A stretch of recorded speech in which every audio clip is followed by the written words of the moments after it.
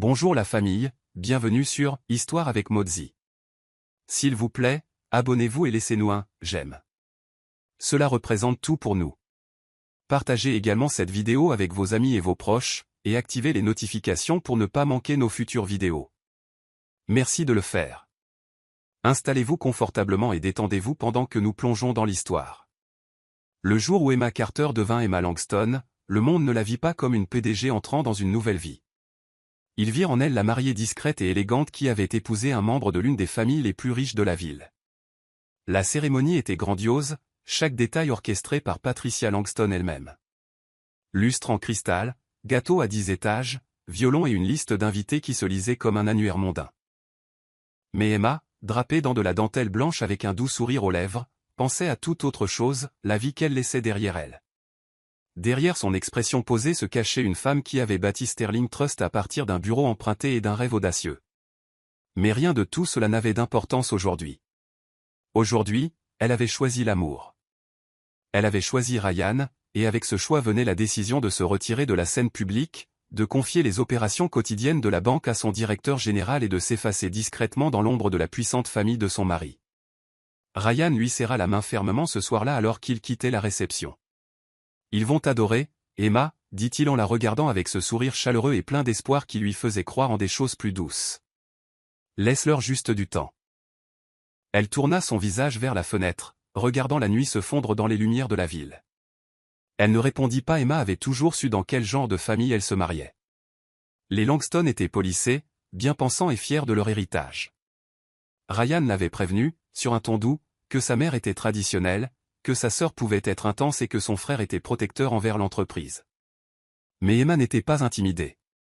Elle était entrée dans des salles de conseil remplies d'hommes qui la sous-estimaient et en était ressortie avec leur financement et leur respect. Elle pouvait gérer les Langston, du moins le pensait-elle. Ce qu'elle n'avait pas encore réalisé, c'est que cette famille ne cherchait pas à tester son intelligence. Il voulait dompter son esprit. Et alors qu'elle posait doucement sa main sur celle de Ryan, souriant à travers son silence, elle murmura dans son cœur, voyons jusqu'où le silence peut aller. Le domaine des Langston se dressait comme une forteresse aux abords de la ville, grandiose, tentaculaire et froid. Quand Emma franchit les hautes grilles en fer forgé avec Ryan à ses côtés, elle put sentir des siècles d'arrogance dans les murs. À l'intérieur, l'air sentait les bougies coûteuses et le jugement silencieux. Patricia Langston ne perdit pas de temps en amabilité. Elle examina Emma avec un sourire impassible, ses yeux allant du simple diamant au doigt d'Emma à la coupe modeste de sa robe. « Je suppose que vous préférez la sobriété, dit-elle, non comme un compliment. » Madison Langston, la sœur cadette de Ryan, s'appuya contre la rampe avec un verre de vin à la main, un sourire narquois aux lèvres. Ou peut-être qu'elle est juste pragmatique. C'est une jolie façon de dire ennuyeuse, n'est-ce pas? Ryan essaya d'en rire, mais la tension dans la pièce était palpable, et Emma pouvait sentir le poids d'être l'intruse. Daniel, le frère aîné de Ryan, lui serra la main fermement, d'un ton qui masquait à peine son scepticisme. « Alors, Emma, que faites-vous maintenant que vous faites partie de la famille ?» demanda-t-il. Emma croisa son regard. « Je respire, dit-elle doucement. » Son sourire vacilla une demi-seconde, et elle sut qu'il n'oublierait pas cette phrase, mais qu'il ne la pardonnerait pas non plus. Ce soir-là, au dîner, les insultes furent servies avec le vin. Patricia domina la conversation, parlant de lignée, de la vraie société, et de la manière dont les bonnes épouses savent soutenir l'avenir de leur mari sans trop s'y immiscer. Emma mangea en silence, observant la dynamique se dérouler. Madison raconta des histoires sur ses amis ex-mannequins, qui savaient s'intégrer à la richesse sans forcer les choses.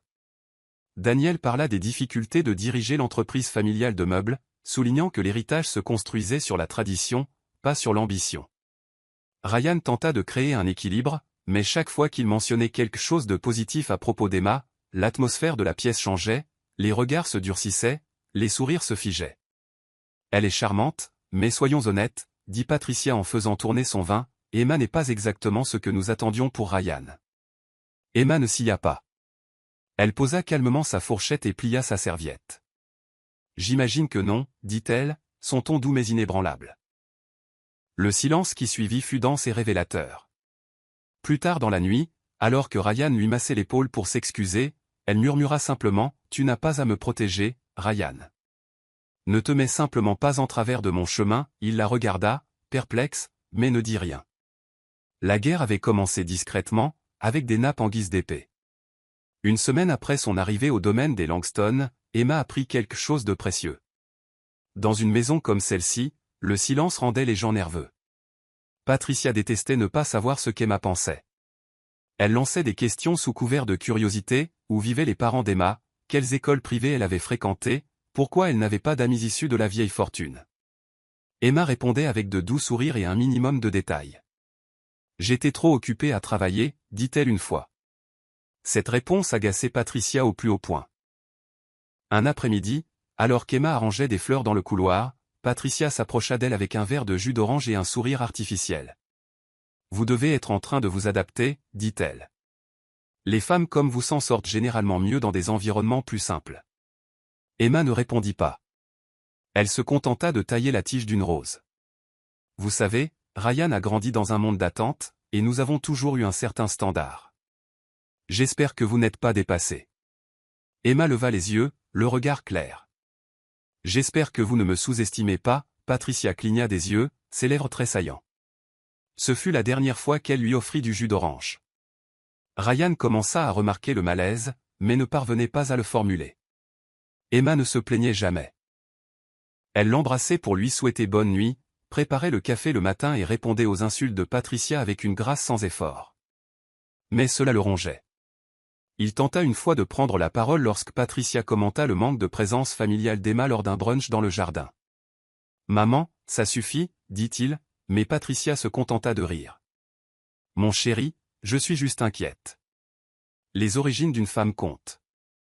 On ne peut pas planter une rose dans le ciment et s'attendre à ce qu'elle fleurisse. » Emma resta immobile, le visage impassible.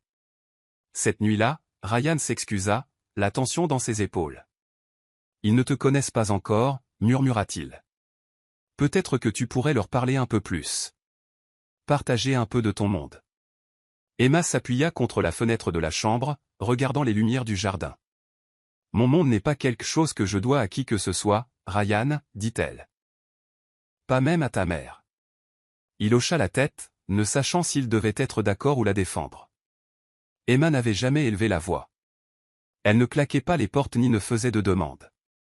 Mais plus elle restait silencieuse, plus les Langston projetaient leur propre peur sur elle. Et à leurs yeux, le silence n'était pas de la sagesse, c'était de la rébellion. Emma errait dans les couloirs du domaine des Langston comme un fantôme qui refusait de disparaître. Chaque corridor portait le poids de vieux portraits et d'une fierté héritée. La maison était immaculée, mais sous son vernis se cachait quelque chose de plus froid, une culture de contrôle silencieux. Patricia dirigeait la maison comme une salle de conseil, dîner à 7 heures, personnel de maison sur le qui-vive, et chaque membre de la famille devait jouer son rôle. Un soir, alors qu'Emma tendait la main pour prendre son propre courrier dans le hall d'entrée, la voix de Patricia traversa la pièce comme une lame. Dans cette maison, le courrier passe d'abord par le bureau familial. Emma marqua une pause. « J'ai commandé un livre », répondit-elle. « Pas de contrat, pas de secret », sourit Patricia. « Bien, car tout dans cette maison passe par nous. » Emma n'argumenta pas. Elle s'éloigna simplement et prit note de rediriger toute sa correspondance vers une boîte postale en ville. Plus tard dans la semaine, Emma essaya de préparer le dîner, un petit geste, mais le chef, l'air nerveux, insista sur le fait que Madame Langston n'aimerait pas que quelqu'un d'autre soit dans la cuisine. Madison la surprit en train de mettre la table et rit. « Nous avons du personnel pour ça. Tu n'es pas en période d'essai, tu sais. » Emma esquissa un sourire discret et continua de placer les couverts. Ce soir-là à table, Patricia annonça, certaines personnes trouvent du réconfort à accomplir des tâches serviles. Peut-être que cela leur rappelle d'où elles viennent. Daniel gloussa. Ryan semblait mal à l'aise, mais resta silencieux. Emma prit son verre et dit doucement, ou peut-être que certaines personnes aiment simplement se sentir utiles dans une maison qui fait tout pour les rendre invisibles. La pièce se figea. Patricia cligna lentement des yeux, et pour la première fois, personne n'eut de répartie. Emma l'avait dit sans colère, sans confrontation, juste la vérité. Et la vérité dans cette maison, c'était la plus bruyante des rébellions. Ce fut l'idée de Patricia de donner à Emma une carte familiale, liée au compte de dépenses central des Langston, avec des limites mensuelles strictes et un système d'approbation pour tout ce qui dépassait quelques centaines de dollars. Elle la présenta au petit déjeuner comme un cadeau emballé dans du contrôle. C'est ainsi que nous gérons les dépenses du ménage, dit-elle en faisant glisser la carte noire et élégante sur la table. Nous ne voulons pas que nos épouses soient stressées par les budgets. Emma l'accepta avec un sourire, ses doigts effleurant le bord de la carte comme s'il s'agissait de la page d'un livre qu'elle avait déjà lu. Elle savait ce que cela signifiait. Ce n'était pas de la générosité. C'était un test de soumission, une façon de l'attacher à leur système, de s'assurer que chaque robe qu'elle portait, chaque bouteille de vin qu'elle ouvrait, chaque dîner qu'elle organisait était payé avec leur permission. Ryan n'objecta pas.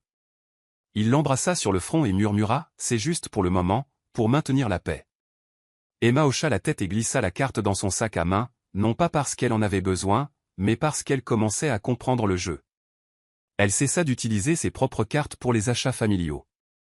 Elle ne parla jamais de son assistant personnel, ne mentionna jamais l'équipe de conciergerie de Sterling Trust qui gérait ses investissements en coulisses. Laissez-les penser qu'elle était dépendante. Laissez-les se sentir supérieures. Elle utilisa la carte familiale pour acheter du lait, du papier toilette et des provisions, mais seulement le nécessaire. Un après-midi, en examinant les dépenses du ménage dans le bureau, Patricia fit claquer sa langue. « Vous êtes assez économe, dit-elle. Je m'attendais à plus de shopping. » Emma, assise tranquillement sur le bord du canapé en cuir, répondit, « Je ne dépense que ce que j'ai la permission de dépenser. » Patricia la regarda longuement. « Gentille fille, dit-elle avec un hochement de tête, comme si elle avait dressé un animal de compagnie. » Mais Emma ne jouait pas la soumission. Elle collectait des comportements, documentait l'arrogance, cartographiait chaque insulte déguisée en structure. Les Langston croyaient que le contrôle équivalait au pouvoir, et Emma commençait à voir que tout leur héritage dépendait de la perception, et non de la compétence. Laissez-les penser qu'elle était insignifiante. Laissez-les oublier son nom. Elle était le genre de femme qui n'avait jamais besoin d'élever la voix pour être entendue, et un jour, il réaliserait trop tard qu'il lui avait donné par erreur les clés du royaume. Le dîner d'automne des Langston était une tradition familiale, une grande soirée formelle destinée à mettre en valeur le domaine et à rappeler aux connaissances l'héritage des Langston. Emma revêtit une robe bleu marine qu'elle avait déjà portée une fois, un clin d'œil subtil à la simplicité. Alors qu'elle descendait le grand escalier, les regards de leurs invités se tournèrent, non pas avec admiration, mais avec confusion. « C'est la femme de Ryan, entendit-elle quelqu'un murmurer. Elle ne porte même pas de bijoux spectaculaires. » Madison, drapée de paillettes et d'ego, traversa la pièce pour accueillir les invités avec une fausse douceur. Pendant le dîner, alors que le vin coulait et que la conversation passait aux vacances, aux marques et aux vieux amis de l'Ivy League, Patricia regarda au bout de la table et demanda avec une nonchalance acérée, « Emma, ma chérie, où avez-vous dit que vous aviez fait vos études déjà ?» La pièce devint silencieuse. Emma soutint son regard sans trembler. « En ligne, dit-elle, entre la gestion d'une start-up et des gardes de nuit. » Ce n'était pas glamour, mais c'était efficace. Quelques fourchettes s'arrêtèrent en plein vol. Madison gloussa. « Au moins, tu es honnête. La plupart des gens essaient d'enjoliver un peu leur parcours quand ils font un beau mariage. » Daniel rit également, ajoutant, « Tout le monde ne peut pas venir de la vieille fortune, je suppose. » Ryan jeta un regard mal à l'aise à Emma, mais ne dit rien. Il chercha sa main sous la table. Elle ne la retira pas, mais ne la serra pas non plus. Emma finit simplement son assiette et sourit poliment pendant le reste du repas. Plus tard dans la nuit, alors qu'elle pliait sa robe et la remettait doucement dans sa boîte, Ryan entra dans la chambre et l'enlaça par la taille. « Ils ont dépassé les bornes, murmura-t-il.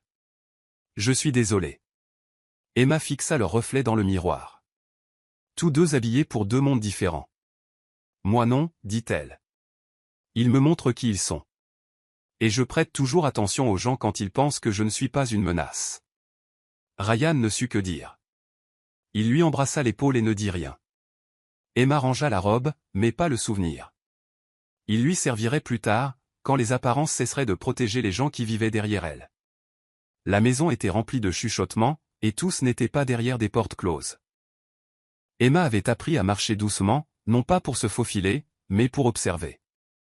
Un après-midi, alors qu'elle sortait du couloir et pour aller dans la cour, elle s'arrêta juste devant les portes-fenêtres ouvertes. À l'intérieur, elle entendit la voix de Patricia venant du salon, nette et délibérée. Elle n'est avec lui que pour l'argent. Regardez-la, pas de vraie famille, pas de pédigré. Juste un joli visage et assez de manières pour se faufiler. Madison gloussa, sa voix s'élevant. Honnêtement, je ne pense même pas qu'elle l'aime. Elle sait juste comment jouer la douce. C'est de la manipulation en talons aiguilles. Daniel intervint. Et ne me parlez pas de ce parcours professionnel qu'elle prétend avoir. Si elle avait vraiment dirigé quelque chose, on en aurait entendu parler. C'est une personne anonyme bien habillée. Les mots n'étaient même pas chuchotés. Ils étaient prononcés avec l'audace de gens qui avaient déjà pris leur décision. Emma recula silencieusement, se retirant dans sa partie du manoir sans que personne ne la remarque. Elle ne pleura pas. Elle ne serra même pas les poings. Au lieu de cela, elle s'assit à son bureau et ouvrit une page blanche dans son journal. Elle nota chaque mot, non par douleur, mais pour se souvenir. Ce soir-là au dîner, elle ne dit rien. Elle rit doucement quand Daniel fit une autre blague méprisante et hocha poliment la tête quand Patricia commenta sa posture. Ryan resta inconscient de tout, bien qu'il sentît que quelque chose n'allait pas. Alors qu'il se préparait pour la nuit, il la regarda se brosser les cheveux dans la pénombre. « Tu as été silencieuse, dit-il. » Emma sourit. « J'ai juste plus écouté ces derniers temps. » Il parut confus, mais elle n'en dit pas plus. Laissez-les penser qu'elle se ratatinait. Laissez-les croire que leurs mots ne l'avaient pas atteinte. La vérité était qu'Emma construisait quelque chose en elle, un mur de vérité qu'elle leur rendrait un jour, pierre par pierre. Et quand ce jour viendrait, il réaliserait trop tard que la jeune femme silencieuse dont il se moquait était celle qui prenait des notes depuis le début. Ryan était assis dans son bureau, les yeux parcourant des feuilles de calcul qu'il ne lisait pas vraiment. Les bruits de pas et les cliquetis occasionnels de vaisselle provenant du rez-de-chaussée filtraient à travers les murs du domaine. Mais son esprit n'était pas au travail. Il repassait les dernières semaines dans sa tête. Le calme constant d'Emma, le tranchant derrière sa voix douce, et la tension croissante qui pulsait sous chaque dîner de famille. Il savait que sa famille pouvait être difficile, élitiste même, mais cela n'avait jamais été aussi venimeux. Et Emma, bien que gracieuse, glissait dans un silence qui ne ressemblait plus à de la paix. Ce soir-là, alors qu'ils étaient assis l'un à côté de l'autre dans leur lit, il se tourna vers elle et murmura, « S'ils te font sentir comme une intruse, tu peux me le dire. » Emma leva les yeux de son livre. « Tu le sais déjà, dit-elle. Tu ne veux juste pas admettre que faire quelque chose à ce sujet pourrait te coûter cher. » Ces mots tombèrent lourdement. Ryan expira, la culpabilité lui serrant la poitrine. « Je ne veux pas perdre tout ce pour quoi j'ai travaillé, dit-il doucement. Emma ferma son livre. « Alors ne sois pas surpris si tu me perds, moi, à la place. » Lors de la réunion de famille suivante, Daniel présenta un nouveau plan d'expansion pour Langston Interior, et Patricia se tourna vers Ryan pour obtenir son soutien. « Tu seras impliqué, bien sûr, dit-elle. Nous t'avons laissé sur la touche trop longtemps. » Ryan hocha la tête, offrant une réponse évasive. Mais ses yeux ne cessaient de dériver vers Emma, assise en silence de l'autre côté de la pièce, les jambes croisées, observant. Madison intervint, « Emma, tu vas adorer cette nouvelle salle d'exposition. Nous faisons venir des pièces de Milan. Tu sais ce que c'est, Milan, n'est-ce pas ?» Quelques personnes gloussèrent. Ryan grimaça. Il ouvrit la bouche pour parler, mais hésita. Emma soutint son regard un instant avant de se lever pour remplir son verre. Le message était clair. Ryan était à cheval sur deux mondes, et tous deux commençaient à se fissurer. Cette nuit-là, alors qu'Emma arrosait les plantes grasses sur le rebord de la fenêtre, Ryan se tint derrière elle. « Je veux arranger les choses, Emma. Vraiment. » Elle se tourna, son expression douce mais distante. « Tu n'as rien besoin d'arranger, dit-elle. Tu as juste besoin de décider qui tu es quand personne n'applaudit. » Puis elle ferma le robinet, le laissant seul dans le silence qu'il ne savait pas encore affronter. Emma n'attendait pas un grand geste, mais elle attendait quelque chose. C'était son anniversaire, bien qu'elle ne l'ait pas mentionné à voix haute. Elle n'avait jamais été du genre à aimer les fanfares.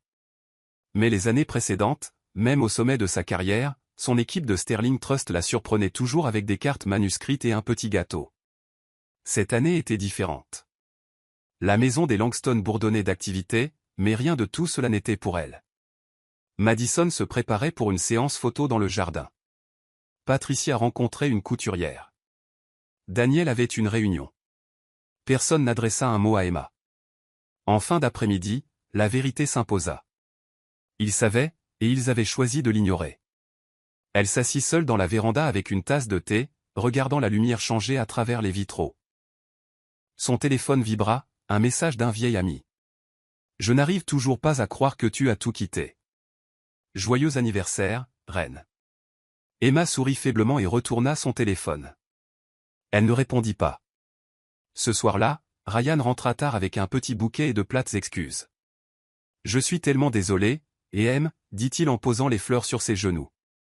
Je pensais que maman ou Madison avaient prévu quelque chose. Je supposais. Emma le coupa doucement. Tu as supposé à tort. Elle se leva et se dirigea de nouveau vers la fenêtre, lui tournant le dos. Je n'ai pas besoin d'une célébration, Ryan. J'avais juste besoin de ne pas être invisible dans la maison où je dors. Ryan se plaça derrière elle et posa ses mains sur ses épaules. Laisse-moi me rattraper. Elle secoua la tête. Tu continues de demander des occasions de te rattraper, mais tu n'es jamais là quand ça compte. Il n'y avait pas de colère dans sa voix, juste de l'épuisement. Cette nuit-là, Emma alluma une seule bougie à côté du lit, murmurant un vœu qu'elle ne partagea pas à voix haute. Pas pour la richesse, ni même pour l'amour. Elle souhaita la clarté, celle qui vous dit quand un chapitre se termine vraiment. Et dans l'immobilité de cette pièce, elle sentit le changement. La version d'Emma qu'ils avaient passé des mois à essayer d'effacer n'était pas partie. Elle attendait simplement le bon moment pour ressurgir. Le premier signe apparut à la caisse automatique. Emma se tenait dans une épicerie de luxe, ses articles déjà scannés, lorsque le terminal de paiement clignota en rouge. Transaction refusée. Elle fronça les sourcils, essaya à nouveau, même résultat. L'employé du magasin s'approcha. « Madame, souhaitez-vous essayer une autre carte ?» Le pouls d'Emma resta stable, son visage impassible. « Non, merci, dit-elle. » Elle mit calmement ses articles de côté et sortit, ses talons claquant sur le sol en marbre, son esprit en ébullition. Elle savait qu'elle n'avait pas dépassé le budget, loin de là. Elle appela la banque liée au compte familial des Langston. « Oui, madame, dit la voix à l'autre bout du fil. Ce compte a été récemment désactivé à la demande de la titulaire principale, Tricia Langston. » Emma mit fin à l'appel, expira profondément et se dirigea vers sa voiture en silence. Pendant le trajet du retour, elle ne pleura ni ne cria. Au lieu de cela, elle sourit, non pas de joie, mais de compréhension. Le rideau était tombé. Le jeu avait changé. Maintenant, elle savait exactement jusqu'où ils étaient prêts à aller pour l'humilier. De retour au domaine, elle posa son sac à main sur la table de l'entrée et se dirigea vers la cuisine, où Madison et Patricia sirotaient du vin. « Tout va bien ?» demanda Patricia, sa voix empreinte d'une fausse préoccupation. Emma fit un petit signe de tête. « Ma carte n'a pas fonctionné. » Apparemment, elle a été désactivée. Madison sourit derrière son verre. « Oups, ça doit être une mise à jour de la gestion du compte. Tu sais comment maman serre les boulons. » Emma sourit doucement. « Bien sûr. Merci de me rappeler la structure ici. » Puis elle se tourna et sortit. Le sourire narquois de Patricia s'estompa légèrement. À l'étage, Emma ferma la porte de son bureau et alluma son ordinateur portable personnel. En quelques secondes, elle se connecta à son tableau de bord Sterling Trust. Ses vrais comptes, ceux sous son nom de jeune fille, s'illuminèrent à l'écran, les chiffres solides et intacts. Elle appela son assistant financier personnel. « Suspendez temporairement toute activité. »« J'expliquerai plus tard, » dit-elle. Puis elle se rassit dans son fauteuil, fixant le plafond. Il pensait l'avoir acculée. Il pensait que la couper des vivres la rendrait dépendante. Mais il venait d'activer la facette d'elle qu'il craignait le plus, la femme qui n'avait besoin de la permission de personne pour exister. Le lendemain matin, Emma entra dans la salle du petit déjeuner comme si de rien n'était. Elle portait un simple chemisier crème et un pantalon beige, les cheveux relevés avec une aisance délibérée. Les Langston étaient déjà assis. Patricia lisait les pages financières, Madison parcourait son téléphone et Daniel sirotait un expresso. Emma s'assit tranquillement et prit un croissant. C'est alors que Madison leva les yeux, sa voix trop douce.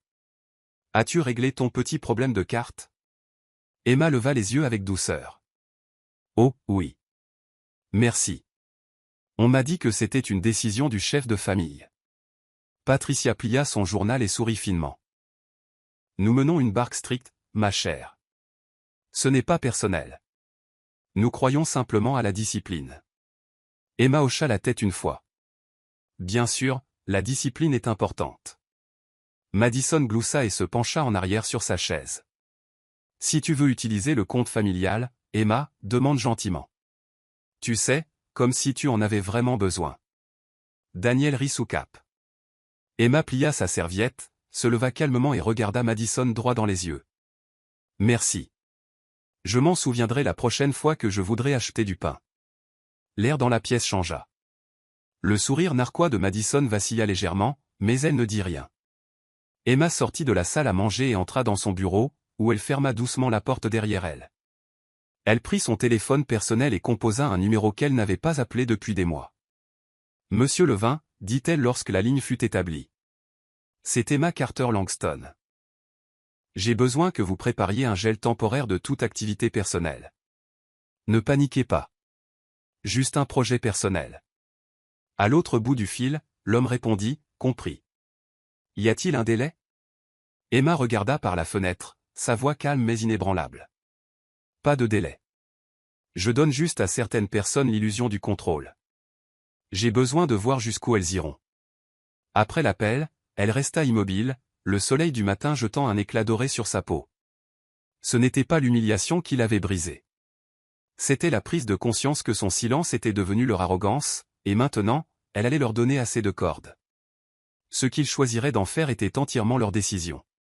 Le bureau d'Emma avait toujours été un sanctuaire tranquille, mais il devint maintenant une salle de guerre. Elle posa un verre d'eau à côté de son ordinateur portable et ouvrit le tableau de bord de gestion privée de Sterling Trust.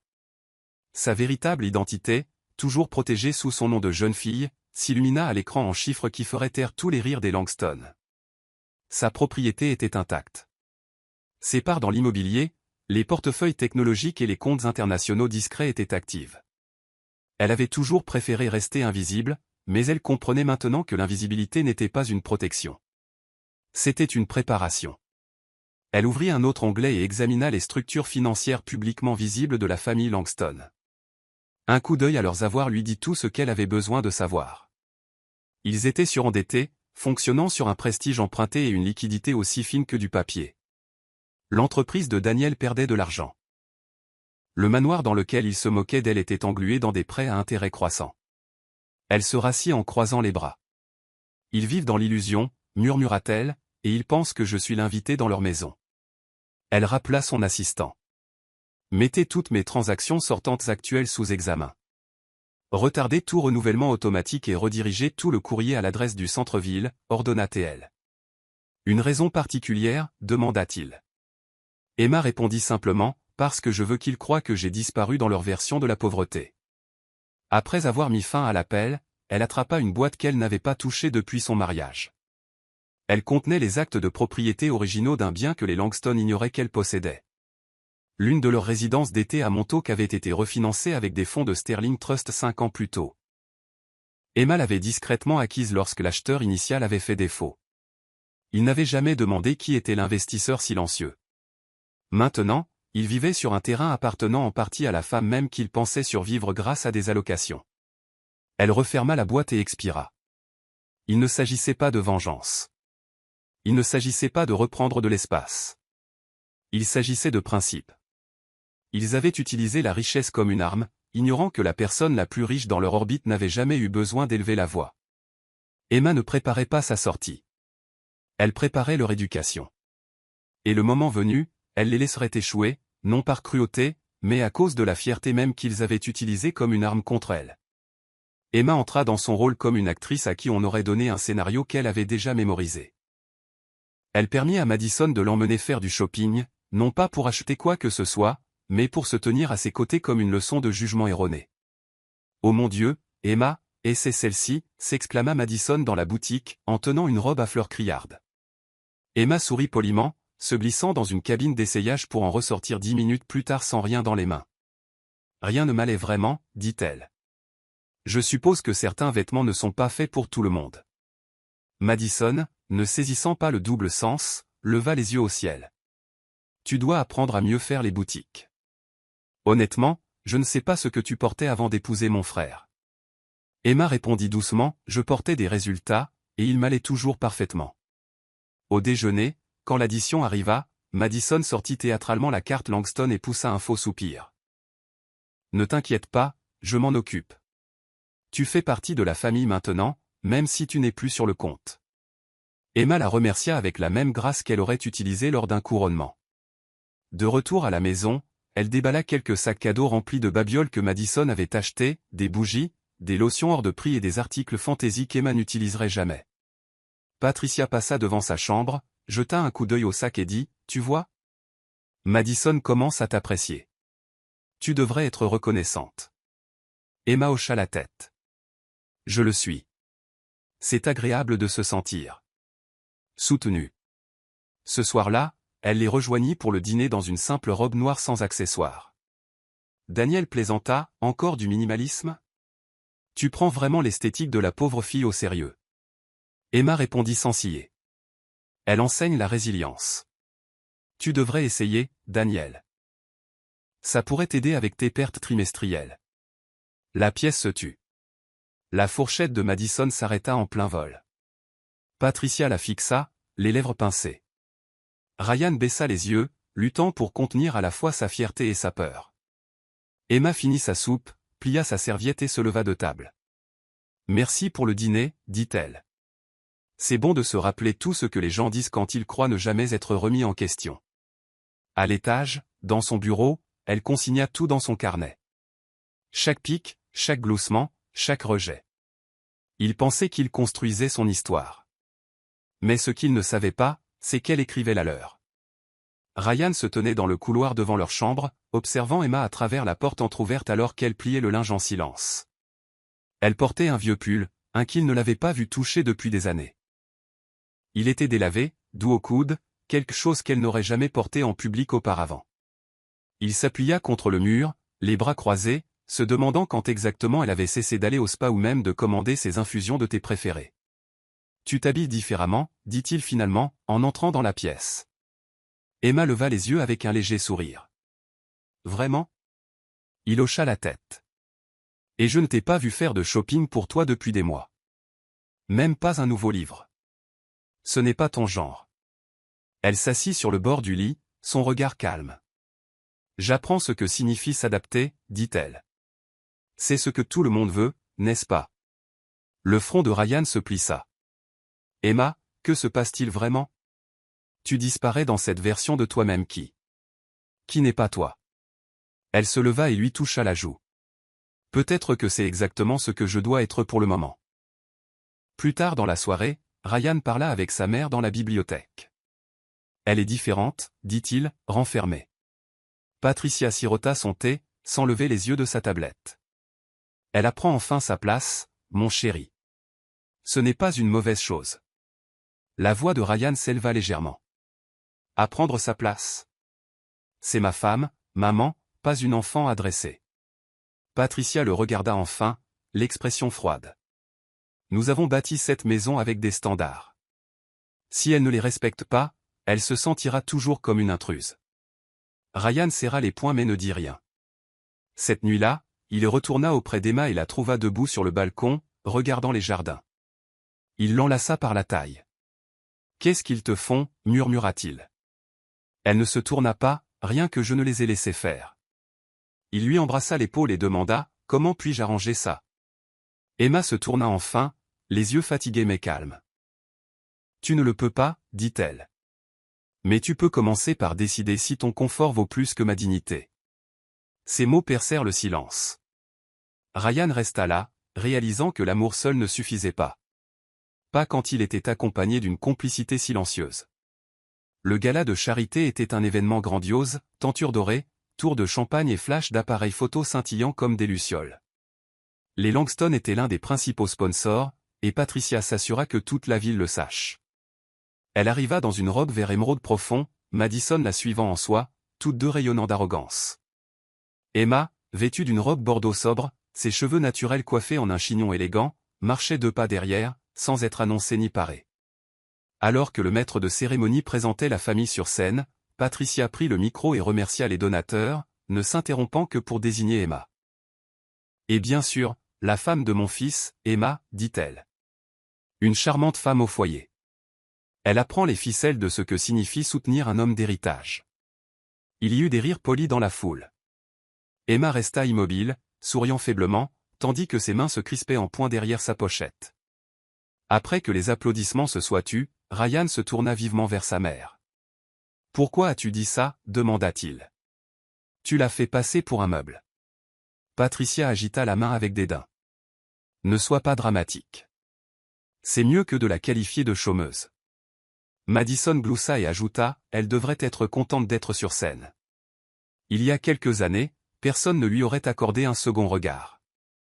Emma ne répondit pas. Elle quitta simplement la scène et se tint seule au bord de la salle de bal, regardant un serveur remplir des verres. Un des invités, un homme qu'elle reconnut d'une ancienne société d'investissement, s'approcha d'elle. « Vous êtes Emma Carter, n'est-ce pas ?»« De Sterling Trust » murmura-t-il. Emma sourit. « Je l'étais. Maintenant, je suis une leçon de jugement erroné. » Il cligna des yeux, confus, mais avant qu'il ne puisse en dire plus, elle s'éloigna. Plus tard dans la nuit, alors que les Langston riaient dans la voiture sur le chemin du retour, Emma était assise près de la fenêtre, regardant l'obscurité. Elle ne pleura pas.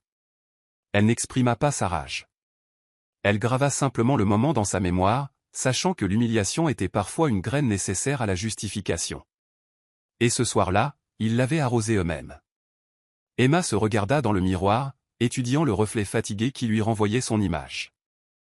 La femme qu'elle voyait ne ressemblait en rien à la dirigeante impeccable qui concluait autrefois des contrats à 8 chiffres dans de calmes salles de conseil. Ses yeux étaient légèrement plus ternes, sa posture un peu plus réservée. Mais il y avait autre chose, quelque chose de plus acéré caché sous la surface. Elle se pencha plus près, touchant la peau sous ses yeux. « Il pense que c'est une défaite » murmura-t-elle à son reflet. Mais ce n'en est pas une. C'est un calcul. Elle recula et ouvrit son placard, sortant une robe qu'elle n'avait pas portée depuis des années, une élégante robe fourreau bleu nuit taillée pour commander une pièce. Elle passa ses doigts sur le tissu, se souvenant de ce que c'était que de posséder un espace par sa seule présence. La pliant soigneusement, elle la remit dans un compartiment caché derrière l'étagère, non pas pour l'instant, mais pour le moment opportun. Elle ne se préparait pas à partir. Elle se préparait à reconquérir. Ce soir-là, elle s'assit près de la fenêtre, écrivant dans son journal. Chaque entrée était horodatée et détaillée, non seulement ce qui avait été dit, mais qui l'avait dit, leur apparence en le disant, et qui était resté silencieux. Ryan entra et vit le livre ouvert. « Tu as beaucoup écrit ces derniers temps, » dit-il doucement. « Prépares-tu quelque chose ?» Emma leva les yeux. « Oui, » répondit-elle. « Je prévois de ne pas oublier. » Il s'assit à côté d'elle, ne sachant que dire. Après une pause, il murmura, « Je déteste ce que cette maison te fait. » Emma tourna la page et recommença à écrire. « Elle ne me fait rien, Ryan. Elle me montre ce qui arrive quand les gens confondent le silence avec la faiblesse. » Les mots restèrent en suspens dans l'air comme une prophétie. Ryan lui embrassa le front avant de se retirer, la laissant dans la lueur de ses pensées. Emma savait qu'elle avait été assez patiente. Son silence avait été pris pour une reddition, mais c'était quelque chose de bien plus dangereux. C'était de la stratégie, et quand le rideau se lèverait sur son prochain acte, il n'y aurait pas besoin d'applaudissements. Seulement de la reconnaissance. L'invitation n'arriva jamais, mais Emma était quand même au courant de la séance de shopping. Elle avait entendu Madison s'en vanter lors d'un appel téléphonique sur le patio. Juste les filles qui comptent, avait-elle dit, suivi de ce gloussement aigu qui précédait toujours une pique. Emma n'était pas surprise. Pourtant, quelque chose en elle remua lorsqu'elle vit les voitures élégantes s'aligner dans l'allée des Langston cet après-midi-là. Des femmes en lunettes de soleil de créateurs et robes fluides entrèrent dans le domaine, portant des sacs à main en cuir coûteux, riant comme des reines. Emma se tenait en haut des escaliers, les regardant entrer, invisible mais présente.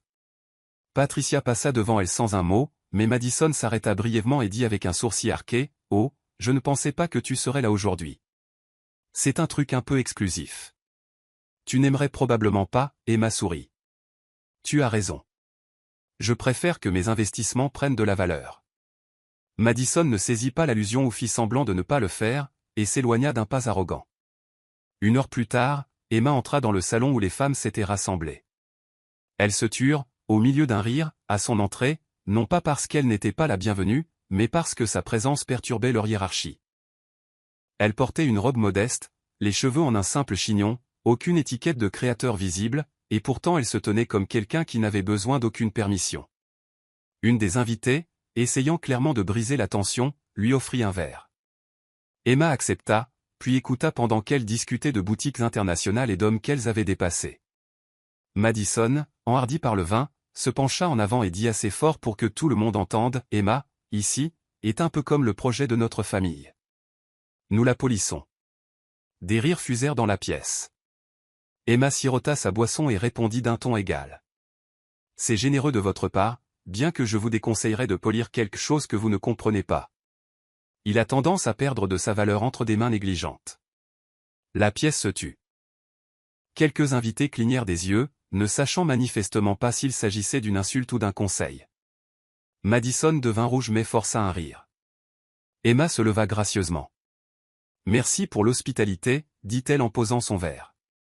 C'est toujours instructif de voir comment les gens agissent quand ils pensent être entourés de miroirs. Elle partit sans attendre de réponse. Dehors, le vent d'automne dansait dans ses cheveux, mais elle marchait la tête haute. Il s'était encore moqué d'elle. Mais ce jour-là, elle avait mis fin à leur monopole sur le récit. Daniel Langston se tenait dans son bureau, fixant le dernier rapport financier. Sa mâchoire était crispée et ses yeux cernés de fatigue. Langston Interior, l'entreprise de meubles autrefois fière de la famille, perdait de l'argent. Des livraisons retardées, de mauvaises ventes et 2 lancements de produits ratés avaient laissé l'entreprise en difficulté pour rester à flot. La banque avait donné un dernier avertissement, payer les intérêts impayés dans les 60 jours ou céder l'un de leurs entrepôts. Mais Daniel ne pouvait pas l'admettre à la famille. La fierté était la monnaie des Langston et reconnaître l'échec serait une mort sociale. Il arpentait la pièce, préparant des excuses dans sa tête. Le marché, de mauvais fournisseurs, des problèmes de trésorerie temporaire, tout sauf la vérité. Il pensa appeler Ryan, mais se ravisa. Ryan était trop propre, trop incertain. Et Emma? Non, elle était toujours une intruse. Il ne lui donnerait jamais cette satisfaction. Au dîner ce soir-là, Daniel fut inhabituellement silencieux. Patricia parlait d'un prochain gala de charité tandis que Madison se vantait d'un nouveau styliste. Emma observait attentivement Daniel, la façon dont sa fourchette raclait son assiette, comment il n'osait regarder personne dans les yeux. Elle avait déjà vu ce genre de silence. Ce n'était pas de l'arrogance. C'était de la panique. Après le dîner, elle passa devant son bureau et s'arrêta dans le couloir, l'écoutant se disputer au téléphone. « Nous ne pouvons pas perdre un autre emplacement. »« Non, je m'en occupe. Le conseil d'administration n'a pas besoin de savoir. Contentez-vous de les faire patienter. » Emma s'éloigna avant d'être remarquée. De retour dans sa chambre, elle ouvrit son ordinateur portable personnel et fit des recherches sur Langston Interior dans des archives financières confidentielles. Ce qu'elle vit confirma tout. Ils étaient dangereusement surendettés, s'appuyant sur le nom de la famille et des fonds empruntés. Un seul coup de pouce ou un seul refus pouvait faire s'effondrer leur château de cartes. Elle fixa l'écran pendant un long moment. Ryan entra doucement et s'assit à côté d'elle. « Ça va ?» demanda-t-il. Emma hocha la tête. « Je regarde juste quelqu'un creuser un trou dont il ne peut pas sortir. » Ryan ne demanda pas qui, il n'en avait pas besoin. Mais ce qu'il ne réalisait pas, c'est que l'appel que Daniel utilisait portait le logo de Sterling Trust. Le week-end suivant, les Langston se réunirent dans le salon pour une mise à jour familiale que Daniel avait initiée. Emma s'assit dans son fauteuil habituel, les jambes croisées, silencieuse, tandis que les autres discutaient autour d'un café et de pâtisserie. Daniel s'éclaircit la gorge et se leva, tenant une liasse de documents imprimés. « Langston Interior se prépare à s'agrandir », annonça-t-il. « Nous visons une expansion dans 2 nouveaux États d'ici le prochain trimestre. » Patricia applaudit légèrement.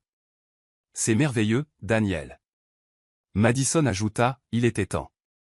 Les anciens showrooms sont pratiquement des fossiles. » Daniel hocha la tête, choisissant soigneusement ses prochains mots. « Pour cela, nous aurons besoin d'un partenaire financier, et j'ai identifié l'institution parfaite, Sterling Trust. » À la mention de ce nom, les doigts d'Emma se figèrent autour de sa tasse de thé. Son expression ne changea pas, mais à l'intérieur, un feu s'était allumé. Je suis en pourparlers avec quelqu'un de leur division commerciale, poursuivit Daniel. Avec notre nom, obtenir un prêt ne devrait être qu'une formalité. Emma jeta un coup d'œil à Ryan, dont le visage resta impassible. Personne ne regarda dans sa direction.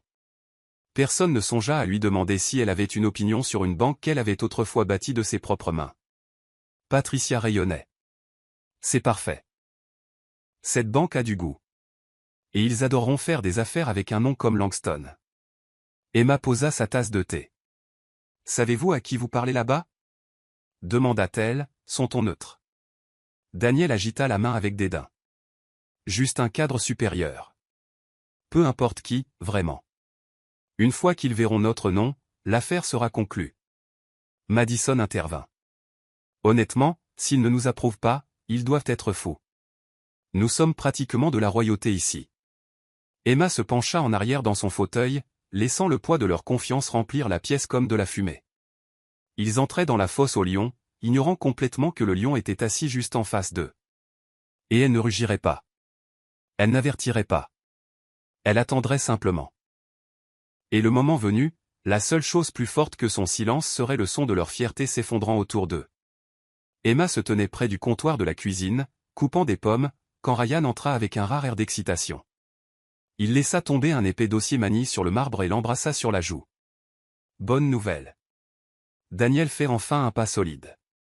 Il est en train de conclure un partenariat avec Sterling Trust, dit-il, sans remarquer l'étincelle dans les yeux d'Emma.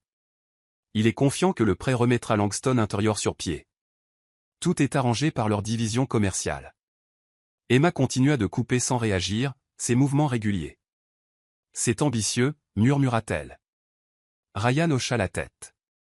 Ça restaura la réputation de la famille, et M. Et Daniel dit qu'ils n'auront même pas besoin de passer par tout le processus. Le seul nom Langston suffit à faire passer le dossier.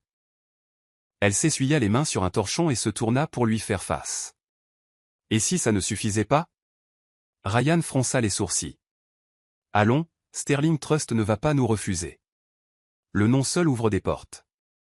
Emma sourit faiblement. Parfois, les portes ne s'ouvrent pas grâce à un nom. Parfois, elles se ferment encore plus fort. Plus tard dans la soirée, Emma retourna à son bureau et sortit son ordinateur portable. Elle parcourut les notifications internes de Sterling Trust. Son niveau d'habilitation lui donnait accès à tout. Et voilà, une demande préliminaire de Langston Interior, signalée pour examen en raison d'un flux de trésorerie incohérent et de données financières incomplètes. Elle lut chaque ligne, les lèvres pincées. Ils n'avaient même pas soumis un rapport complet, se contentant de s'appuyer sur leur nom, supposant qu'il aurait du poids. Elle ferma le dossier et se pencha en arrière dans son fauteuil, fixant le plafond. Son cœur lui faisait mal, non pas parce qu'elle voulait les détruire, mais parce qu'elle n'avait maintenant aucune raison de les protéger. Ryan était toujours aveugle à l'arrogance qui l'entourait, s'accrochant encore à l'espoir que sa famille pourrait changer. Mais Emma avait appris à ses dépens que certaines personnes n'évoluaient pas. Elle s'accrochait simplement plus fort aux structures qui les faisaient se sentir supérieures. Elle prit son journal et écrivit une seule ligne sous la date du jour, « Ils entreront dans mon empire en attendant une faveur et se verront refuser l'entrée à la porte d'entrée. » Le lendemain matin, Emma était assise à son bureau, examinant les portefeuilles hautement prioritaires de Sterling Trust. Elle traitait cela comme n'importe quelle autre affaire professionnelle, propre, méthodique, sans émotion. Mais lorsqu'elle rouvrit le dossier de Langston Interior, elle s'accorda une lecture complète et ininterrompue. Elle ne cherchait pas de failles. Elles étaient déjà flagrantes. Elle calculait l'impact. Les chiffres étaient pires que prévu. Le passif des prêts dépassait les prévisions de revenus, et il y avait des retraits silencieux de lignes de fonds propres personnels que Daniel n'avait pas divulgués. Non seulement ils coulaient, mais ils essayaient de garantir des actifs qui ne leur appartenaient même pas. Emma marqua le compte pour un examen approfondi et ajouta une note en rouge, « Diligence raisonnable requise. » Réévaluer les passifs liés à la famille. Conflit d'intérêt du demandeur. Elle resta immobile un instant, regardant sa propre note à l'écran. Elle venait de signer une décision qui ferait dérailler un empire bâti sur l'ego et l'arrogance, et personne dans cette maison ne savait même qu'elle en avait le pouvoir. Alors qu'elle fermait l'ordinateur portable, on frappa doucement à la porte. Ryan passa la tête. « Tu es enfermé ici depuis ce matin. Tout va bien ? Elle hocha la tête. Juste un peu de ménage. Il entra et s'appuya contre le cadre de la porte. Je n'arrête pas de penser à ce que tu m'as demandé la semaine dernière, si mon confort valait ta dignité. Emma leva les yeux, et Ryan soupira. Je ne veux perdre ni l'un ni l'autre, mais je commence à réaliser que je ne peux pas avoir les deux. Elle l'étudia un instant avant de dire, c'est la chose la plus honnête que tu aies dite sur cette famille depuis longtemps. Il s'approcha. Et si ce prêt aidait vraiment Daniel? Et s'il inversait la tendance pour eux? Emma se leva et se dirigea vers la fenêtre. Alors ils devront leur survie à une femme qu'ils ont essayé d'effacer. L'ironie serait poétique, mais j'ai le sentiment qu'ils sont sur le point d'apprendre quelque chose de bien plus humiliant. Les yeux de Ryan s'assombrirent de curiosité. On dirait que tu sais quelque chose. Emma eut un léger rire. Chérie, je sais tout. Et sur ce, elle quitta la pièce, le laissant la regarder s'éloigner. Un homme qui commençait enfin à voir que la tempête qu'il craignait n'approchait pas. Elle était déjà dans la maison. Ryan était assis seul dans son bureau, parcourant les documents de Sterling Trust que Daniel avait imprimés pour leur préparation interne. Il n'était pas un expert financier, mais les chiffres le déconcertaient. Quelque chose ne collait pas. Par simple curiosité, il ouvrit son ordinateur portable et chercha la page de direction de Sterling Trust. Ses yeux balayèrent les visages familiers jusqu'à ce qu'ils se figent. Là, en noir sur blanc, se trouvait un portrait d'Emma Carter Langston, répertoriée comme fondatrice et présidente émérite. Son cœur s'arrêta.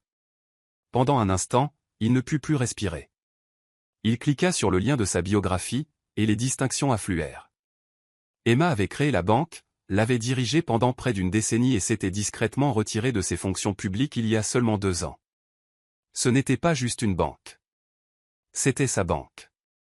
La même banque à laquelle sa famille avait maintenant demandé de l'aide avec arrogance.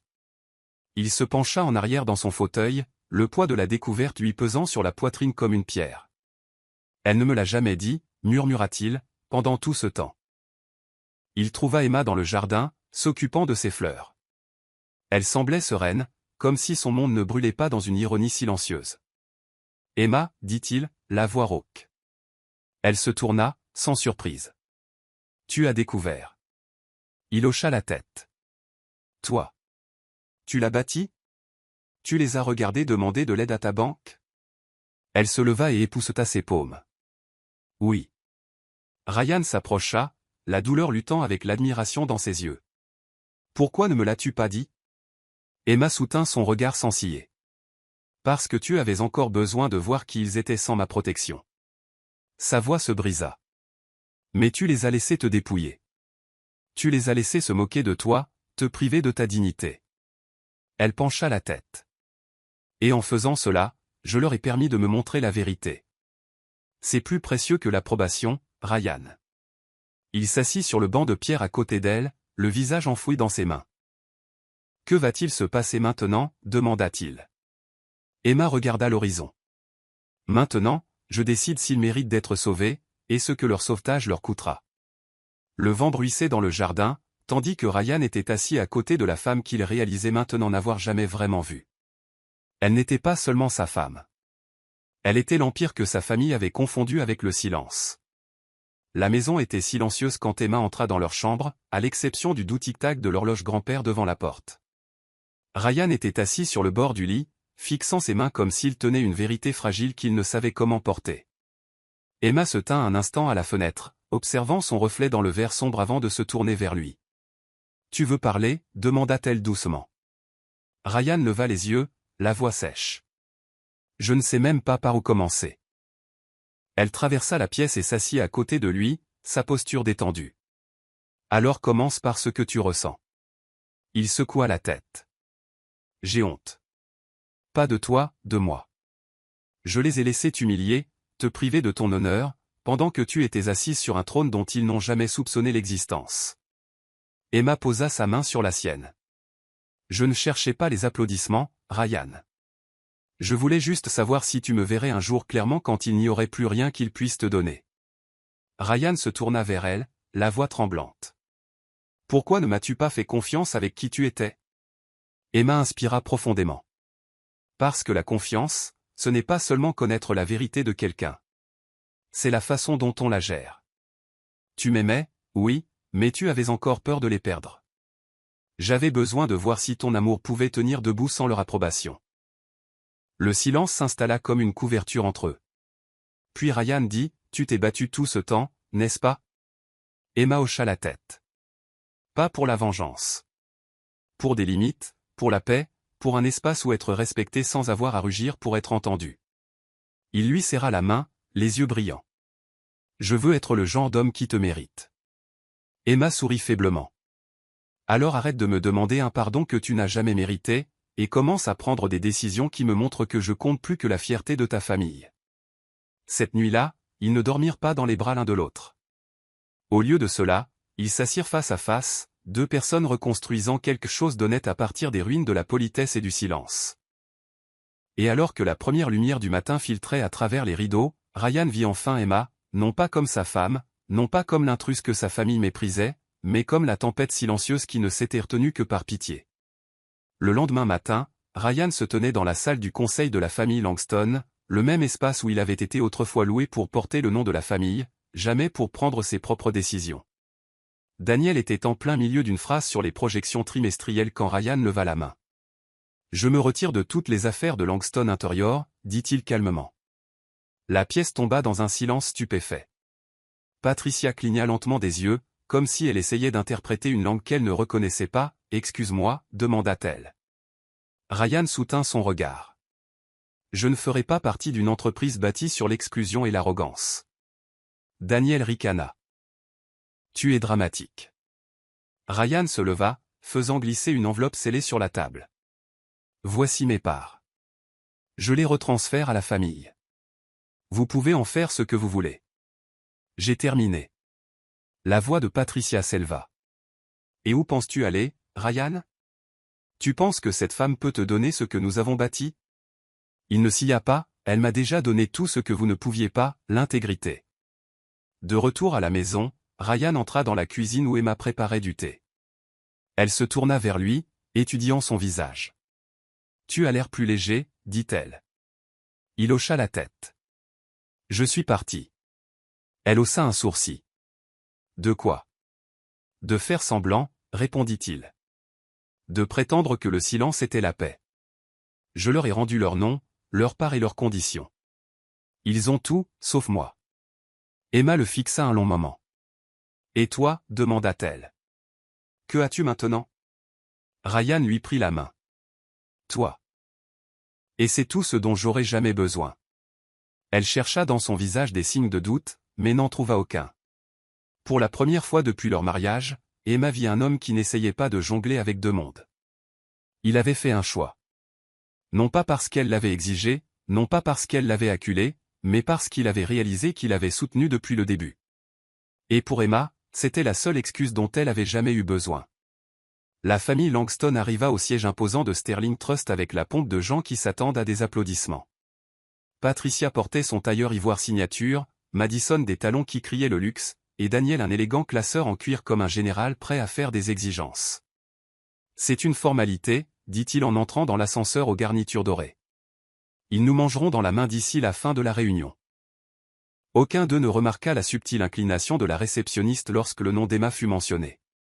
Ils s'assirent dans la grande salle de conseil, s'émerveillant de la vue, complimentant l'art sur les murs, ignorant que leur arrogance était chronométrée, enregistrée et classée par des professionnels qui savaient déjà qui repartiraient de la table les mains vides. L'assistante entra, offrant de l'eau et des blocs-notes. « La présidente sera avec vous sous peu, dit-elle. » Patricia haussa un sourcil. Un leadership féminin. J'aime ça. Espérons qu'elle respecte l'influence. Quand la porte en verre s'ouvrit, ils se tournèrent et se figèrent. Emma entra, calme et radieuse dans un tailleur pantalon bleu marine profond, chaque centimètre d'elle l'exécutive dont il s'était moqué en silence pendant des mois. Derrière elle, son assistante portait un épais dossier avec la demande des Langston estampillée en rouge. Daniel se leva trop vite, la voix coincée dans sa gorge. « Emma ?» La bouche de Patricia s'entr'ouvrit, mais aucun son n'en sortit. Madison resta assise, rigide, son visage se vidant de sa couleur. Emma se dirigea vers le bout de la table, posa doucement ses mains sur la surface et dit « Merci d'avoir attendu. Commençons. » La tension dans la pièce était une chose vivante. Pas de la colère, pas de la peur, juste la reconnaissance qu'ils n'avaient jamais connu la femme assise devant eux. Emma ouvrit calmement le dossier. Nous allons examiner votre proposition, mais je tiens à vous rappeler que Sterling Trust a des normes éthiques strictes. L'héritage ne remplace pas le mérite ici.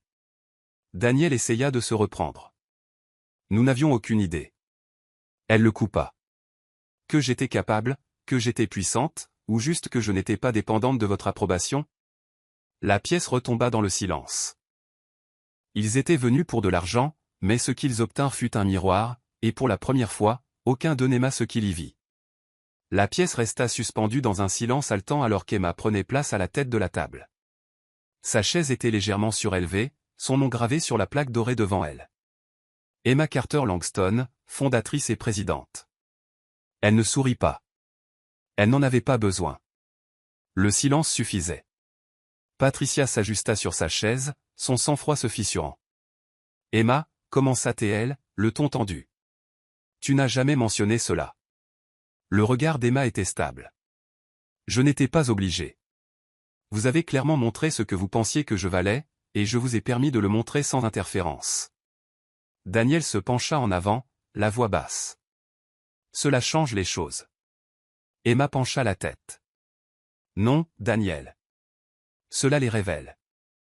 Je n'ai pas changé. Vous n'avez simplement jamais regardé. Madison, visiblement pâle, tenta de rassembler un rire. Alors quoi maintenant? On est censé supplier. Emma ouvrit le dossier. Non, vous êtes censé répondre de vos chiffres. C'est une institution financière, pas une scène de théâtre. Elle commença à examiner leurs propositions ligne par ligne, chaque chiffre un clou de plus dans le cercueil de l'arrogance. Vos rendements prévisionnels sont optimistes au mieux, trompeurs au pire, dit-elle en tournant une page. Et cette section sur le passif. Vous tentez de garantir une propriété qui est déjà sous la propriété de Sterling Trust. Daniel cligna des yeux. C'est impossible. Emma ferma le dossier. J'ai acheté la propriété de Montauk par le biais d'un partenariat silencieux il y a 3 ans, l'année même où votre prêt a fait défaut. Le visage de Patricia se vida de sa couleur. Tu nous as laissé vivre sur un terrain que tu possédais. La voix d'Emma était calme. Non, je vous ai laissé vous moquer d'une femme qui possédait le toit au-dessus de votre tête. Vous n'avez simplement jamais posé les bonnes questions. Ryan observait depuis le côté, silencieux, fier, et maintenant enfin conscient de la profondeur de la femme qu'il avait épousée. Emma poussa le dossier vers eux. Nous vous enverrons un rejet formel demain. Vous êtes libre de postuler à nouveau, mais je vous suggère de venir avec plus qu'un nom de famille. Elle se leva, croisant le regard de chacun d'eux. La réunion est levée. Et alors qu'elle sortait, ses talons claquant sur le marbre, les Langston restèrent figés, n'ayant plus le contrôle, n'étant plus puissants, et n'étant plus aveugles à la femme qu'ils avaient essayé de rabaisser. Nous avons le regret de vous informer que votre demande de financement a été refusée en raison du non-respect des normes fondamentales de transparence et de stabilité financière. Il n'y avait pas de formule de politesse, pas de porte laissée ouverte, juste un message clair. La banque ne pliait pas devant l'arrogance. Patricia le lut au petit déjeuner et faillit laisser tomber son café. Elle nous a embarrassés, dit-elle, la voix tremblante. Daniel arpentait la pièce, incrédule. Elle nous a humiliés publiquement devant tout son personnel. Cette salle de conseil était pleine de gens qui savaient, qui nous ont vus supplier. Madison fixait le mur, les lèvres serrées. Et nous ne pouvons même pas riposter. Elle n'a pas crié. Elle ne nous a pas insultés. Elle a juste laissé les faits parler. Patricia s'emporta. Elle a planifié ça. Elle a attendu le bon moment. Madison marmonna, nous le lui avons servi sur un plateau. Plus tard dans la journée, Patricia appela Ryan. Tu dois la contrôler, exigea-t-elle. Elle nous fait passer pour des idiots. Ryan répondit avec une assurance qu'il ne lui avait jamais entendue. Vous avez fait ça vous-même. Il y eut une pause sur la ligne. Que veux-tu dire? Demanda Patricia. Je veux dire, continua Ryan, qu'Emma ne vous doit plus le silence. Elle vous a offert la dignité quand vous lui avez offert le mépris. Elle vous a offert la retenue quand vous lui avez offert la cruauté, et elle ne vous a même pas humilié. Elle a simplement dit la vérité. La voix de Patricia se brisa. Alors tu prends son parti? Je choisis le parti qui m'a choisi, répondit-il. Puis il mit fin à l'appel. Ce soir-là, Emma reçut un message d'un ancien collègue qui se trouvait dans le hall de Sterling Trust pendant la réunion. Tu n'as pas eu besoin d'élever la voix. Tu as fait en sorte que la pièce écoute par ta seule présence. Emma ferma le message avec un hochement de tête silencieux. Elle n'avait pas eu besoin de vengeance. Elle avait juste eu besoin que la vérité ait une voix, et maintenant, elle avait parlé assez fort pour que toute la ville l'entende. 2 jours après la réunion, Emma envoya une lettre officielle à l'équipe juridique des Langston décrivant une réévaluation de leur location à la propriété de Montauk. Elle n'avait jamais eu l'intention de les expulser, pas vraiment, mais elle avait besoin qu'ils sachent que chaque centimètre de l'espace qu'ils avaient revendiqué comme leur avait été le sien depuis le début. C'était une justice poétique, pas une guerre juridique. Elle ne reçut aucune réponse, mais le silence fut plus satisfaisant qu'une protestation. Plus tard dans la semaine, elle assista à un gala de collecte de fonds pour les femmes entrepreneurs, qu'elle finançait anonymement depuis des années. Un journaliste local l'approcha, micro à la main. Vous êtes restée discrète sur votre parcours professionnel, Madame Langston, mais beaucoup qualifient cela de la mise au pas d'entreprise la plus gracieuse de ces dernières années. Quelle est votre réponse à cela? Emma sourit doucement. Je n'essayais de mettre personne à terre, répondit-elle. Je reprenais simplement ce qui n'aurait jamais dû m'être enlevé, le respect. Au domaine, Patricia était assise sur le porche arrière, fixant le jardin qu'Emma entretenait autrefois. Madison rompit le silence en chuchotant. Elle était juste là, et nous ne l'avons jamais vue. Patricia ne répondit pas. Au lieu de cela, elle plongea la main dans son sac et sortit une vieille invitation de leur dîner de bienvenue. Le nom d'Emma avait été mal orthographié, écrit en plus petite police. Nous l'avons rejeté avant même qu'elle ait une chance, dit-elle finalement. Daniel les rejoignit, se frottant les tempes. Elle possédait la maison, elle possédait la banque, et nous l'avons traitée comme un fardeau. Madison murmura, elle nous possédait, et nous lui avons ri au nez. En ville, Emma était assise en face de Ryan dans leur nouvel appartement, loin du domaine des Langston, loin de l'arrogance. Il leva un verre. À la vérité, dit-il. Emma leva le sien. À la clarté. Puis elle ajouta, presque pour elle-même, et à la belle ironie d'être la propriétaire de la maison où ils m'ont autrefois enfermé, alors qu'ils pensaient que j'avais de la chance d'y dormir. Et quand elle sourit, ce n'était pas pour la vengeance. C'était pour la paix, celle que seule la vérité peut acheter. Emma se tenait au milieu de leur nouveau salon, les murs encore nus, l'odeur de peinture fraîche flottant dans l'air. C'était plus petit que le domaine, plus calme, mais rempli de quelque chose qu'elle n'avait pas ressenti depuis des mois, la liberté. Elle posa le dernier livre sur l'étagère, quand son téléphone vibra. C'était un message de Patricia. Nous devons parler. Ce silence est indigne de nous tous. Emma fixa l'écran un long moment avant de le supprimer. Ce soir-là, Ryan s'approcha d'elle avec une lettre imprimée qu'il avait rédigée. Je veux que tu y jettes un œil, dit-il. C'était un avis formel, coupant tous les liens financiers et commerciaux avec les Langston. Complet, avec des fermetures de comptes, le retrait des droits sur les propriétés communes et un message ferme de non-contact. Ils n'arrêteront pas si je ne trace pas la ligne, dit-il. Emma lut la lettre, fit une correction, puis la lui rendit. Ajoute une ligne de plus à la fin, dit-elle. Ils ne sont plus les bienvenus dans nos vies sous quelque forme que ce soit. 2 jours plus tard, ils invitèrent Patricia, Daniel et Madison pour une dernière réunion, non pas à Sterling Trust, mais dans un espace de bureau neutre qu'Emma avait loué. Il n'y avait pas de luxe, pas de presse, juste une simple table de conférence et 3 chaises pliantes qui attendaient. Emma et Ryan s'assirent en face d'eux, un document imprimé devant chaque invité. Voici votre conclusion, commença Emma. Vous pouvez le lire, ou vous pouvez partir, mais vous ne nous reverrez plus. Patricia parut abasourdie. Vous nous coupez les ponts. Ryan hocha la tête. Complètement. Daniel frappa la paume de sa main sur la table. Tu l'as choisi au détriment du sang.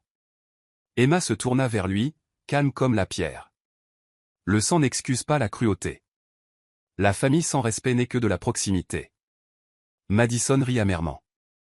Alors c'est tout? Vous nous effacez? Emma se leva. Non, je me préserve, et Ryan choisit la paix. Patricia fixa son fils. Tu fais vraiment ça? Ryan prit la main d'Emma. Je l'ai déjà fait. Ils quittèrent la pièce alors que les Langston restaient sans voix derrière eux. La porte ne claqua pas, elle se referma simplement avec un clic, et pour la première fois, elle resta ainsi. La lumière du matin filtrait à travers les rideaux transparents de leur nouvelle maison alors qu'Emma préparait le café dans le calme. Elle se tenait pieds nus sur le parquet, son peignoir doux contre sa peau, regardant la ville s'éveiller sous sa fenêtre. Il n'y avait pas de tension dans ses épaules, pas de silence répété dans sa gorge. Ryan apparut derrière elle, l'enlaçant par la taille, pressant sa joue contre la sienne. « Tu as bien dormi, dit-il. » Elle hocha la tête. « Pour la première fois depuis des années, je me suis réveillé sans armure. » Ils burent en silence pendant un moment, se penchant l'un contre l'autre, n'ayant plus besoin de combler les espaces avec des mots. Plus tard dans l'après-midi, Emma retourna au siège de Sterling Trust pour la première fois depuis des semaines. Son équipe de direction se tenait dans le hall à son arrivée, l'accueillant avec une admiration silencieuse. « Bienvenue, Madame la Présidente », dit son assistante. Emma esquissa un petit sourire. « Je ne suis jamais partie. J'ai juste donné aux autres l'espace de me montrer qui ils étaient. » En franchissant les portes vitrées de son bureau, Emma s'arrêta sur le seuil, regardant l'horizon. Derrière elle, la plaque nominative brillait en or. Elle avait bâti cet empire pierre par pierre, non pas pour impressionner, non pas pour conquérir, mais pour offrir la chose même qu'elle venait de reconquérir, la dignité. Elle s'assit à son bureau et ouvrit une nouvelle page dans son journal. En haut, elle écrivit la dernière entrée. Le pouvoir n'est jamais dans le bruit, il est dans le fait de savoir que l'on peut se reconstruire après avoir été démoli et de ne jamais avoir besoin de dire « je vous l'avais bien dit ». Dehors, le monde continuait sa course. Les Langston s'estompèrent dans leurs propres ombres, n'étant plus un nom chuchoté dans les cercles d'élite, mais une leçon sur ce qui arrive quand on sous-estime la grâce. Pendant ce temps, Emma se tenait droite, non pas parce qu'elle s'était battue pour être vue, mais parce qu'elle avait prouvé que la femme qu'ils avaient essayé de faire taire avait toujours possédé la pièce. Elle ne claquait pas les portes. Elle n'élevait pas la voix. Elle se tenait simplement sur le seuil et en faisait le sien. Voici le nouveau verset de la Bible, Ecclésiaste 3, verset 1, version Louis II. Il y a un temps pour tout, un temps pour toute chose sous les cieux. Pourquoi ce verset? Emma a compris le pouvoir du timing. Elle s'est laissée sous-estimer, moquer et ignorer. Non pas parce qu'elle manquait de force pour parler, mais parce qu'elle attendait le bon moment pour agir. Ce verset honore sa patience et la justice poétique qui s'est manifestée lorsque sa saison est enfin arrivée. Son but, caché dans le silence, a fleuri au moment parfait, humiliant ceux qui croyaient autrefois qu'elle n'en avait aucun. C'est la fin de l'histoire. Qu'avez-vous appris de cette histoire? Laissez vos réflexions dans la section des commentaires. Laissez un j'aime, et n'oubliez pas de vous abonner et d'activer les notifications pour être averti lorsque nous publierons nos prochaines vidéos. Partagez également cette vidéo avec quelqu'un qui pourrait être intéressé. Merci beaucoup d'avoir regardé.